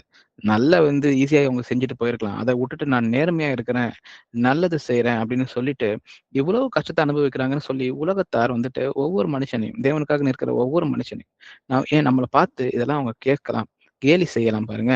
ஆனா பரலோகத்துல மேன்மையான குடிமக்களா இந்த மீதமானவர்கள் தான் இருப்பாங்கன்றதுக்கு ஒரு டவுட்டும் நமக்கு இருக்கக்கூடாது. ஏன்னா நாம எப்பொழுதுமே இந்த உலகத்துல காண்பவை குறித்து நம்ம கவலைப்படுகிறவர்கள் இல்ல, வரப்போகிறத தேடுகிற பிள்ளைகளாக, அவருடைய ராஜ்யத்துக்காக காத்திருக்கிற பிள்ளைகளாக. இன்னைக்கு நம்மளோட ஸ்டார்டிங் பிரேயர்ல கூட அவர் சீக்கிரமா வரணும், அவருடைய ராஜ்யம் வேண்டும்னு சொல்லி கேட்கிற இந்த ஒவ்வொருத்தருக்கும் இந்த எண்ணம் இன்னைக்கு நம்மளுடைய சபையில அதிகமா இருக்கு பாருங்க. அதை நாடி தேடுகிற பிள்ளைகளா தான் நம்ம எல்லாருமே இருக்கணும். வாசிக்கலாம். எபிரேயர் 13ஆம் அதிகாரம் 14ஆம் வசனம். நிலையான நகரம் நமக்கு இங்கே இல்லை, வரப்போகிறதையே நாடி தேடுகிறோம். ஆமென். இப்போ நிலையான நகரம் இங்க இல்ல. நான் இங்க எப்படி நிலையா இருக்கிறதற்கான வழியை பார்க்கிறேன்னா, நான் உலகத்துக்கான காரியத்துக்கு ஒற்ற விஷயம் தான் தரிக்கிறேன்னு அர்த்தம் பாருங்க. இங்க நிலையா இருப்பது எனக்கு விருப்பம் இல்ல. வரப்போகிற உலகத்தையும், வரப்போகிற ராஜ்யத்தையுமே நான் நாடி இருக்கிறேன். இந்த மனிதர்களால் செய்யப்படுகிற ராஜ்யத்தை நோக்கி இல்ல. நான் தேவன் இயேசு கிறிஸ்து வரப்போகிற, அவர் கொண்டு வரப்போகிற ராஜ்யத்தில் பிரவேசிக்கவே நான் ஆசையா இருக்கிறேன்ற இந்த விஷயங்கள் நமக்கு மேன்மையா இருக்கும் பொழுது, விசுவாசத்துல நிலைத்து நிற்கிற பிள்ளைகளாக இருப்பதற்கான வாய்ப்புகள் அதிகம். வாசிக்கலாம். பிலிப்பியர் 3ஆம் அதிகாரம் 20ஆம் வசனம். நம்முடைய குடியிருப்போ பரலோகத்தில் இருக்கிறது. அங்கே இருந்து கர்த்தராகிய இயேசு கிறிஸ்து எனும் இரட்சகர் வர எதிர்பார்த்து கொண்டிருக்கிறோம். ஆமென். ஆமென். அப்போ வசனம் நமக்கு சொல்லி கொடுக்குது நம்மளுடைய குடியிருப்பு எங்க இருக்குதுன்னு சொல்லி இல்லைங்களா?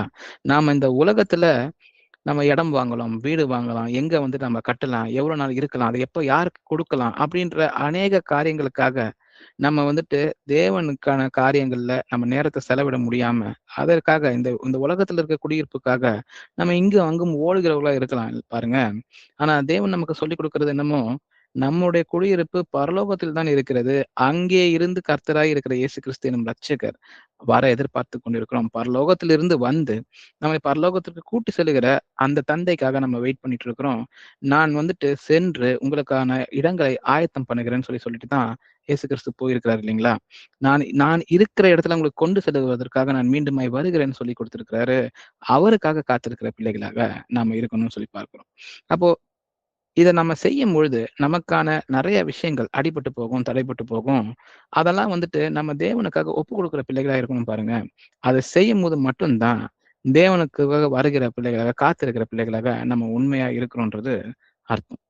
அடுத்ததா புதிய ஏற்பாட்டுல குறிப்பிடப்பட்ட மீதியானவர்களை நம்ம முதல் வசனமே வாசிச்சோம். ரோமர் 11ஆம் அதிகாரம் 5ஆம் வசனத்துல, அப்படி போல இக்காலத்திலேயும் கிருபையினாலே உண்டாகும் தேர்ந்து கொள்ளுதன்படி ஒரு பங்கு மீதியா இருக்கிறது. இன்னைக்கும் கூட தேவன் ஒரு மீதியான ஒரு பங்கை தேவன் வைத்திருக்கிறார்.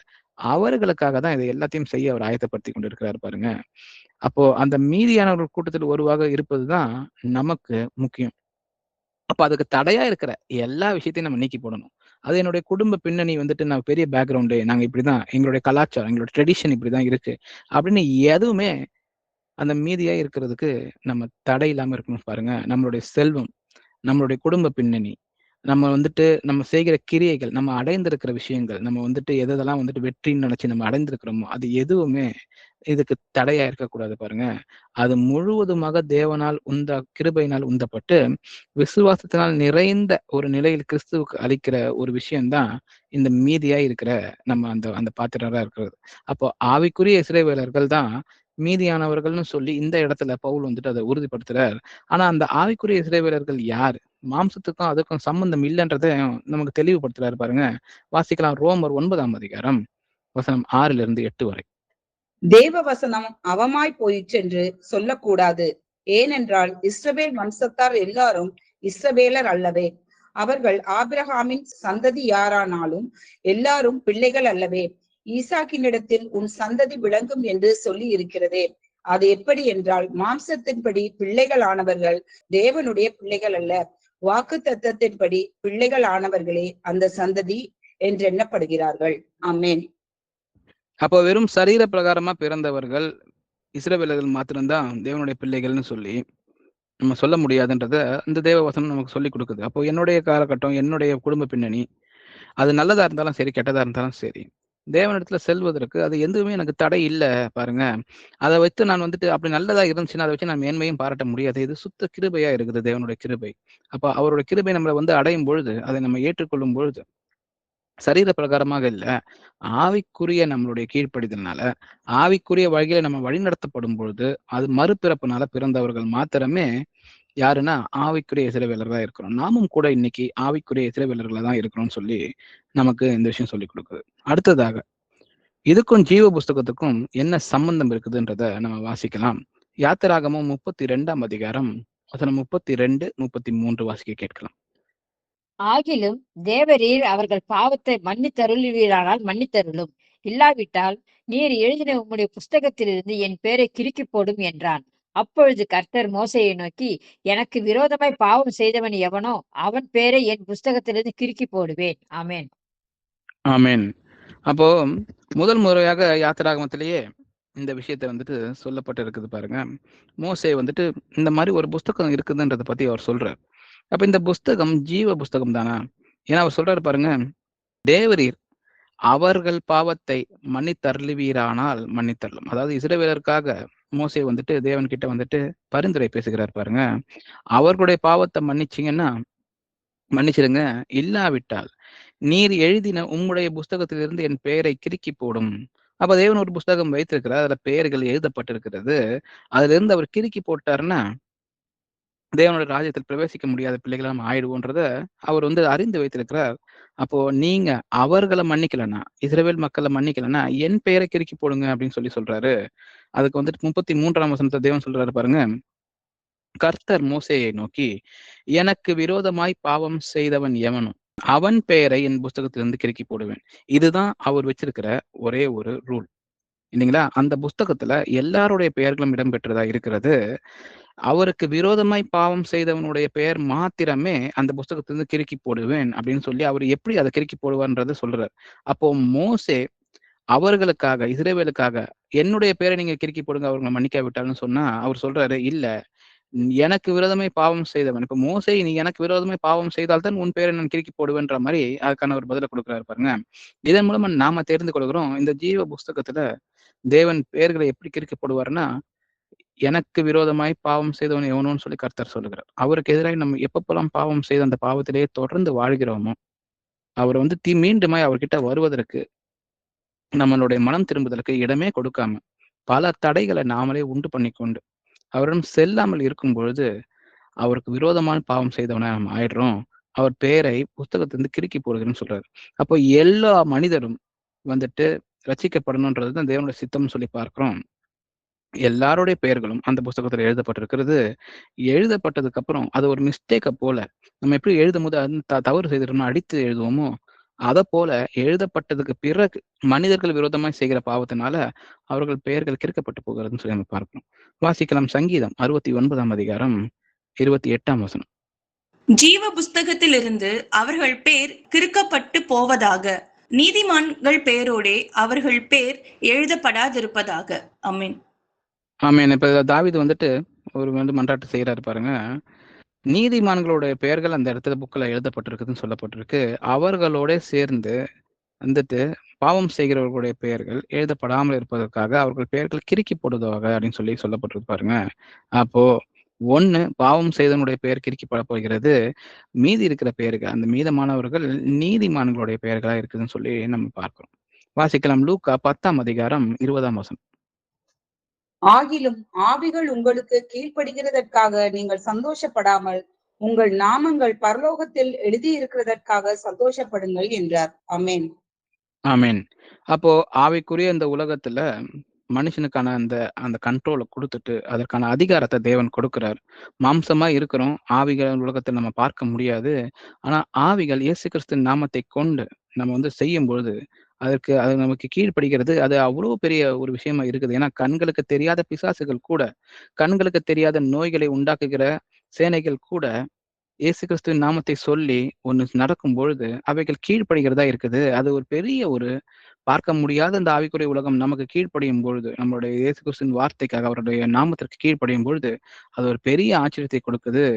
அதை தாண்டி அவர் சொல்லுகிறார், உங்களுடைய நாமங்கள் வந்துட்டு ஜீவ புஸ்தகத்தில் இருப்பதற்காக நீங்கள் சந்தோஷப்படுங்கள்னு சொல்லி அவர் சொல்லி கொடுக்கிறார். ஏன்னா அவ்வளவு பெரிய ஒரு விஷயமா இருக்குது தேவனுடைய அந்த ஜீவ புஸ்தகத்துல நம்மளுடைய நாமம் இருக்கப்படுவதற்குன்னு சொல்லி பார்க்கிறோம். அதே போல வாசிக்கலாம் வெளிப்படுத்தின விசேஷம் 20ஆம் அதிகாரம் 15ஆம் வசனம். ஜீவ புஸ்தகத்திலே எழுதப்பட்டவனாக காணப்படாதவனெவனோ அவன் அக்னி கடலிலே தள்ளப்பட்டான். ஆமென். ஆமென். அப்போ இந்த ஜீவ புஸ்தகத்துல அந்த மீதமாய் அடிக்கப்பட்டது போக மீதமாய் இருக்கிறவர்கள் பெயர்கள் இருக்கிறவர்கள் மாத்திரமே தேவனுடைய ராஜ்யத்தில் பிரவேசிப்பார்கள். அடிக்கப்பட்டவர்களுடைய அந்த அந்த புஸ்தகத்தில் காணப்படாதவன் எவனோ அவன் அக்னி கடலிலே தள்ளப்படுவான்னு சொல்லி அந்த புஸ்தகத்தை குறித்தும் அதுல இருக்கிற பெயர்கள் இருக்கிறது குறித்தும் இல்லாதது குறித்துமான வசனங்கள் நமக்கு கொடுக்கப்பட்டிருக்கிறது. இந்த மீதமானவர்கள் அந்த புஸ்தகத்திலே பெயர் அடிக்கப்படாமல் மீதியாய் இருப்பவர்களை குறிக்கிறதா இருக்குதுன்னு சொல்லி நம்ம பார்க்கிறோம். அப்போ மண்ணில் இருந்து ஒரு மனுஷன் வந்திருக்கிறான். அவன் வந்துட்டு மண்ணிலிருந்து உருவாக்கப்பட்டவனா இருக்கிறான். மண்ணிலிருந்து உருவாக்கப்பட்ட மனுஷன் எப்படி தேவனுடைய ராஜ்யத்துக்குள்ள பிரவேசித்து அவர் நான் உங்களுக்காக என்னுடைய இடத்திலே ஸ்தலங்களை நான் ஏற்படுத்தி இருக்கிறேன்னு சொல்லுகிறார். அந்த ஸ்தலங்களுக்கு அவரோட சேர்ந்து போய் பிழைக்கிற அந்த ஜேர்னி அதுதான் நம்ம பார்த்து கொண்டு வருகிறோம் இல்லைங்களா? அப்போ இதற்கான படிகள் என்னன்னு சொல்லிட்டு நம்ம விரைவா பார்க்கலாம். முதலாவது வெறும் மண்ணாதான் இந்த மனுஷன் இருக்கிறான்னு சொல்லி நம்ம பார்க்கிறோம். ஆதியாகமம் 2ஆம் அதிகாரம் 7ஆம் வசனத்துல தேவனாகிய கர்த்தர் மனுஷனை பூமியிலே மண்ணினாலே உருவாக்கி ஜீவ சுவாசத்தை அவன் நாசியிலே ஊதினார். மனுஷன் ஜீவ ஆத்மா ஆனான் அப்படின்னு சொல்லி பார்க்கிறோம். அப்ப அந்த ஆத்மா ஜீவன் இல்லாமல் இருந்தது. தேவன் அவர் ஆவியை ஊற்றிதான் ஜீவ ஆத்மாவா மனுஷனை மாத்திருக்கிறார். இவன் மண்ணிலிருந்து உருவான மனுஷன் சொல்லி நம்ம வசனம் பார்க்கிறோம். ரெண்டாவதா கடவுளால் அழைக்கப்பட்டவர்கள் பாருங்க, ஒருவனும் தேவன் அழைக்கப்படாமல் அவரிடத்துல வர முடியாதுன்ற வசனம் நமக்கு கொடுக்கப்பட்டிருக்கு. என்னை அனுப்பின பிதா ஒருவனை இழுத்து கொள்ளாவிட்டால் அவன் என்னிடத்தில் வரமாட்டான். கடைசி நாளில் நான் அவனை எழுப்புவேன் அப்படின்னு சொல்லி யோவான் 6ஆம் அதிகாரம் 44ஆம் வசனத்துல சொல்லி கொடுக்கிறார். அப்போ தேவன் தான் தேர்ந்தெடுக்கவும் செய்கிறார்னு சொல்லி நம்ம பார்க்கிறோம். என்னை அனுப்பின பிதா அவர்களை இழுத்து கொள்ளாவிட்டால்னு சொல்லி சொல்லப்பட்டிருக்கு. அவர் வசனங்கள் சொல்லி அவர்கள் யார் யார் அவரை நோக்கி வருவார்கள்ன்றத தேவன் தெரிந்து வைத்திருக்கிறார். அவர்களுக்கே முழுமையான வசனங்களுக்கான விளக்கங்களையும் அவர் கொடுக்கிறார்னு சொல்லி அப்போஸ்தலர்களை நம்ம எக்ஸாம்பிளுக்கு பார்க்கலாம். அநேக பேரபிள்ஸ் நமக்கு கொடுக்கப்பட்டிருந்தாலும் அதற்கான சரியான விளக்கங்கள் அப்போஸ்தலர்களுக்கு தனியாக கொடுக்கப்படுகிறதுன்றத நம்ம பார்க்கிறோம். அப்போ மூன்றாவதா விசுவாசத்தோட நம்ம பதில் கொடுக்கணும் தேவனுக்கு. விசுவாசிக்கிறது, தேவனை அறிக்கை செய்யறது, மூன்றாவதா ரட்சிக்கப்படுறது. இதுதான் 3 கட்டமா இருக்குன்னு சொல்லி பார்க்கிறோம். வாசிக்கலாம் ரோமர் 10ஆம் அதிகாரம் வசனம் 9, 10. என்னவென்றால் கர்த்தராகிய இயேசுவை நீ உன் வாயினாலே அறிக்கையிட்டு தேவன் அவரை மரித்தோரில் இருந்து எழுப்பினார் என்று உன் இருதயத்திலே விசுவாசித்தால் ரட்சிக்கப்படுவாய். நீதி உண்டாக இருதயத்திலே விசுவாசிக்கப்படும், ரட்சிப்பு உண்டாக வாயினாலே அறிக்கை பண்ணப்படும். ஆமென். அப்ப இது ரெண்டையும் பண்ணணும் பாருங்க. விசுவாசிக்கணும், தேவனை அறிக்கை செய்யணும். அறிக்கை செய்யறதுன்றது என்னுடைய வெறும் வார்த்தையால் மட்டும் இல்லை, என்னுடைய கிரியையினால் நான் அறிக்கை செய்யணும். நான் விசுவாசிக்கிறேன், தேவன் நான் அவரை தான் நான் பின்பற்றுகிறேன்னு சொல்லி அறிக்கை இடுகிறது எனது பேச்சாலும் மட்டும் இல்லை, என்னுடைய கிரியையினாலும் இருக்கணும்னு சொல்லி நம்ம பார்க்கிறோம். அப்போ மண்ணிலிருந்து வந்த மனுஷன், தேவனால இழுத்து கொள்ளப்பட்ட மனுஷன் முதலாவதாக வாயினாலே தேவனை அறிக்கையிட்டு அவன் கிரியைகளினாலே விசுவாசத்தை காட்டுறான்னு சொல்லி பார்க்கிறோம். நான்காவதா சுயத்திற்காக அவன் எதையுமே செய்யாமல் அதை முழுமையா வெறுத்து தேவனை விரும்பி உபத்திரவங்களா இருந்தாலும் பரவாயில்லைன்னு சொல்லி அதை எடுத்துக்கொண்டு அவரை பின்பற்றுகிற பிள்ளைகளாக இருக்கணும். வாசிக்கலாம் லூக்கா 9ஆம் அதிகாரம் 23ஆம் வசனம். அவர் எல்லாரையும் நோக்கி, ஒருவன் என் பின்னே வர விரும்பினால் அவன் தன்னைத்தான் வெறுத்து தன் சிலுவையை அனுதினமும் எடுத்துக்கொண்டு என்னை பின்பற்ற கடவன். ஆமென். ஆமென். அப்படிப்பட்டவர்களை தான் தேவன் அழைக்கிறார் பாருங்க. அப்போ உபத்திரவங்கள் உனக்கு தடையா இருக்காது, அதை நீ தள்ளி வைத்து விட்டு என்னை பின்பற்றி வர்றதற்கு எந்த தடையும் இல்லாமல் வைத்துக் கொள்ளுன்னு சொல்லி தேவன் சொல்கிறார். அவர்களை தேவன் எல்லா உபத்திரவங்களிலிருந்தும் அவர் காப்பாற்றுகிறவராக இருக்கிறார். விசுவாசத்தை கொண்டுதான் அதை அடைகிற பிள்ளைகளாக நம்ம இருக்கணும். அடுத்ததா பிரித்தெடுக்கப்பட்டவர்களை நம்ம வாழணும். பிரித்து எடுக்கிறவர்கள் தேவனா இருக்கிறார். ஆனா பிரித்து எடுத்த நிலைமையிலேயே நம்ம வாழுகிறோமா? அப்படி வாழுகிறவர்கள் தான் அந்த மீதியானவர்களுடைய அந்த ஜேர்னில அந்த வழியில நம்ம இருக்க முடியும். வாசிக்கலாம் 2 கொரிந்தியர் 6ஆம் அதிகாரம் 17ஆம் வசனம். ஆனபடியால் நீங்கள் அவர்கள் நடுவில் இருந்து புறப்பட்டு பிரிந்து போய் அசுத்தமானதை தொடாதிருங்கள் என்று கர்த்தர் சொல்லுகிறார். ஆமென். ஆமென். அப்ப பிரிந்து போகிறதும் மீண்டுமாய் எந்த விஷயத்திலையும் அசுத்தமானவைகள் திரும்ப நம்ம மனதையோ நம்முடைய கிரியைகளையோ செலுத்தாமல் இருக்கிற பிள்ளைகளாக நம்ம தொடர்ந்து இருக்கணும். அடுத்ததாக முடிவு வரை நிலைத்திருக்கணும்னு சொல்லி மத்தேயு 24ஆம் அதிகாரம் 13ஆம் வசனம் சொல்லிக் கொடுக்கிறார். முடிவு பரியந்தம் நிலை நிற்பவனே ரட்சிக்கப்படுவான். இந்த ஜேர்னில தொடர்ந்து இவைகளை முடிவு வரைக்கும் செய்கிறவன் தான் ரட்சிக்கப்படுகிறவனா இருக்கிறார். அப்ப அவங்களுடைய பெயர்கள் தான் வந்துட்டு உறுதி செய்யப்பட்டதா இருக்குதுன்னு சொல்லி வெளிப்படுத்தின விசேஷம் 3ஆம் அதிகாரம் 5ஆம் வசனம் சொல்லிக் கொடுக்கிறார். வாசிக்கலாம். வெளிப்படுத்தின விசேஷம் 3ஆம் அதிகாரம் 5ஆம் வசனம். ஜெயம் கொள்ளுகிறவன் எவனோ அவனுக்கு வெண் வஸ்திரம் தரிப்பிக்கப்படும். ஜீவ புஸ்தகத்திலிருந்து அவனுடைய நாமத்தை நான் கிறுக்கி போடாமல் என் பிதா முன்பாகவும் அவருடைய தூதர் முன்பாகவும் அவன் நாமத்தை அறிக்கையிடுவேன். அமேன். ஆமேன். அப்போ இது எல்லாத்திலும் இறுதி வரைக்கும் நிலை நிற்கிறவன் இருந்து இது வந்துட்டு மீண்டுமாய் அசுத்தமானதை தொடாமல் இருந்து அவன் வந்துட்டு எப்படி பிரிக்கப்பட்டிருக்கிறோமோ அவன் பிரிக்கப்பட்டது போலவே நாம் அதே வாழ்க்கையில இருந்து தேவனை வந்துட்டு பின்பற்றுவதற்காக நம்முடைய அந்த உபத்திரவங்களை தூக்கி கொண்டு அதை வந்துட்டு நம்ம செல்லுகிற பிள்ளையாக தேவனை தொடர்ந்து பின்பற்றுகிற பிள்ளையாக இருந்து அவருடைய நம்ம வாயினால் மாத்திரம் அல்ல நம்முடைய செய்கைகளினாலும் வந்துட்டு அறிக்கையிடுகிற பிள்ளையாக நாம இருக்கும் பொழுது தேவனுடைய அந்த அனாதி தீர்மானத்திற்குள்ளே நம்ம இருக்கும் பொழுது நம்ம ஜெயம் கொள்கிற பிள்ளைகளாக இருக்க முடியும். அவர்களுக்கு தான் வெண் வஸ்திரம் தற்பிக்கப்படும். ஜீவ புஸ்தகத்திலிருந்து அவர்களுடைய நாமத்தை நான் கிறுக்கி போடாமல் என் பிதா முன்பாகவும் அவருடைய தூதர்கள் முன்பாகவும் அவன் நாமத்தை அறிக்கையிடுவேன்னு சொல்லி தேவன் சொல்லி கொடுக்குறாரு பாருங்க. கிறுக்கி போடப்பட்ட எழுத்துக்கள் எல்லாமே எங்க போகும்னு நம்ம படிச்சோம். அது வந்துட்டு அக்னி கடலுக்குள்ள போகும்னு சொல்லி பார்க்கிறோம். அப்ப கிறுக்கி போடாமல் இருக்கிறது தான் நம்மளுடைய தேவையா இருக்குதுன்னு சொல்லி பார்க்கிறோம். அப்போ இது ஒரு முக்கியமான ஒரு ஒரு விஷயமா இருக்குது. அந்த மீதியா இருக்கவங்க பரலோகத்துல விசேஷித்தவரா இருக்கிறாங்க. ஆனா பூமியில அவங்க பெருசா வெளியவே தெரியறது இல்லைன்றத நம்ம தெரிஞ்சு கொள்ளணும். அப்போ நான் உங்களோட நடுவிலே சாந்த குணமும் தாழ்மையுள்ள ஒரு ஜனத்தை மீதியாக வைப்பேன். இந்த சாந்த குணமும் தாழ்மையா இருக்கிற ஜனம் வெளியே தெரிவதில்லை பாருங்க. எல்லா விதமான விளம்பரத்தை தேடிக்கொள்கிற பிள்ளைகள் தான் வெளியே தெரிவாங்க. அவங்க செய்ததை வந்துட்டு அவங்களோட சக்சஸ், இந்த உலகம் கொடுக்கக்கூடிய சக்சஸ் எல்லா இடத்துலையும் பிரசித்தம் பண்ணுகிற பிள்ளைகள் தான் எல்லாருக்கும் முன்பாக வெற்றி அடைந்தவர்கள் போல இருப்பாங்க. ஆனா தேவனுடைய காரியத்துக்காக தேவனுடைய வருகைக்காக காத்திருக்கிற பிள்ளைகள் சாந்த குணமும் தாழ்மையுமா இருக்கிறாங்க. அந்த ஜனம் மீதியாக நான் வைப்பேன்னு சொல்லி தேவன் சொன்னாரு. அப்படிப்பட்ட ஜனங்களை மீண்டுமே அவருக்குள்ள எடுத்துக்கொள்ளதான் தேவன் வருகிறார். வாசிக்கலாம். செப்பானியா 3ஆம் அதிகாரம் 12ஆம் வசனம். உன் நடுவில் சிறுமையும் எளிமையுமான ஜனத்தை மீதியாக வைப்பேன். அவர்கள் கர்த்தருடைய நாமத்தின் மேல் நம்பிக்கையாக இருப்பார்கள். ஆமென். ஆமேன். உன் நடுவில் சிறுமையும் எளிமையுமான ஜனத்தை நான் மீதியாக வைப்பேன். நம்ம சொன்னது போல அவர் சொல்லுகிறார் பாருங்க. அந்த மீதியாக இருக்கிற ஜனங்களுக்காகத்தான் தேவன் வருகிறார். கர்த்தருடைய நாமத்தின் மேல் அவர்கள் மாத்திரமே நம்பிக்கையா இருப்பார்கள் சொல்லி பார்க்கிறோம். வாசிக்கலாம். மல்கியா 3ஆம் அதிகாரம் வசனம் 16 18 வரை.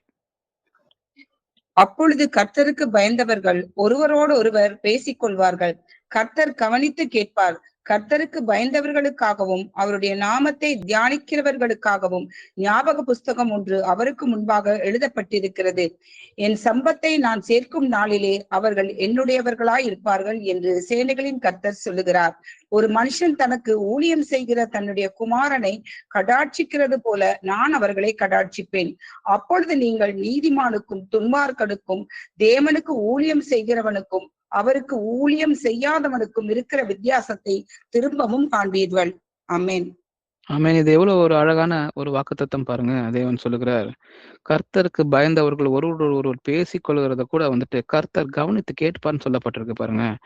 நாம தேவன்கிட்ட பேசுற நம்மளுடைய மன்றாட்டுக்களை, நம்மளுடைய ஜபத்தை மட்டும் இல்ல, ஒருவர் பேசிக்கொள்கிற விஷயத்த கூட கவனித்து கேட்பார்னு சொல்லப்பட்டிருக்கிறது இந்த வசனம். கர்த்தருக்கு பயந்தவர்களுக்காகவும் அவருடைய நாமத்தை தியானிக்கிறவர்களுக்காகவும் ஞாபக புஸ்தகம்னு சொல்லி ஒரு புஸ்தகம் இருக்கு. அதுல நம் கர்த்தரை குறித்து என்ன பேசுகிறோம், மற்றவர்களை குறித்து என்ன பேசுகிறோம் அப்படின்ற எல்லா விஷயங்களும் வந்துட்டு எழுதப்பட்டிருக்கிறது. அவர்கள் தான் என்னுடைய சம்பத்துன்னு தேவன் சொல்லுகிறார் பாருங்க. இவர்கள் என்னுடைய சம்பாத்தியம்னு சொல்றாரு. அப்ப இந்த மீதமானவர்கள் தான் தேவன் எப்படி சொல்றாருன்னா, இவர்கள் என்னுடையவர்கள், இவர்கள் தான் எனக்கு முழுமையாக ஊழியம் செய்கிறவர்கள். அப்போ ஊழியம் செய்தோம்னு நினைத்து கொண்டு ஆரம்பத்துல நம்ம மத்தேயுல வாசிச்ச அந்த 7ஆம் அதிகாரத்துல, அப்போ நாங்கள் உங்களுடைய நாமத்தை கொண்டுதான் ஊழியம் செய்திருக்கிறோம்னு சொல்றவங்கள அறியவில்லைன்னு சொல்றாரு. யாரை நான் அறிந்து கொண்ட பிள்ளையா இருக்கிறேன்னு சொல்லி இந்த வசனம் சொல்லி கொடுக்குது பாருங்க. யார் அவருடைய சம்பத்தா இருக்கிறார்கள் பாருங்க. அவர்கள் தான் தேவனுடைய பிள்ளைகளா இருக்கிறார்கள். அவர்கள் தான் தேவனால் அறியப்பட்டவர்களா இருக்கிறார்கள். அப்பொழுது நீங்கள் நீதிமானுக்கும் துன்மார்க்கனுக்கும் தேவனுக்கு ஊழியம் செய்கிறவனுக்கும் அவருக்கு ஊழியம் செய்யாதவனுக்கும் இருக்கிற வித்தியாசத்தை திரும்பவும் காண்பீர்கள். அதுதான் இந்த வலது புறமும் இடதுபுறமா இருக்கிற அந்த பிரிவினை. தேவன் சொல்லுகிறார் அந்த நியாய தீர்ப்பு நாளில அவர் சொல்லுகிறார், இதை நான் செய்கிறேன், இந்த மீதமானவர்களை நான் தேர்ந்து கொண்டே வருகிறேன், அந்த மீதமானவர்கள் எனக்காக விசுவாசத்தை கொண்டு நிலைநிற்கிறவர்களா இருக்கிறாங்கன்னு சொல்லி அவர் நமக்கு சொல்லிக் கொடுக்கிறாருன்னு சொல்லி பார்க்கிறோம்.